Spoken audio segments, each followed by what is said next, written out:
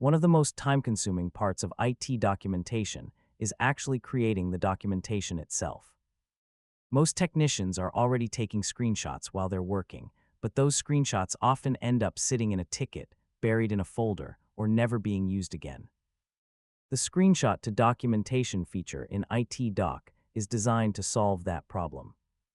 You can upload one or more screenshots and have ITDock automatically generate structured step-by-step documentation or standard operating procedures. For even faster documentation, ITDock also includes a built-in screenshot capture tool. Simply allow access to your screen, select the application or window you want to capture, and screenshots can be sent directly into the documentation workflow without needing to save files manually. Once the screenshots are uploaded, ITDock analyzes each step and generates clear documentation that can be reviewed, edited, and saved. This makes it much easier to create consistent documentation for onboarding procedures, software installations, user training, troubleshooting guides, and recurring support tasks. Instead of spending time writing documentation after the work is completed, technicians can build documentation as they work.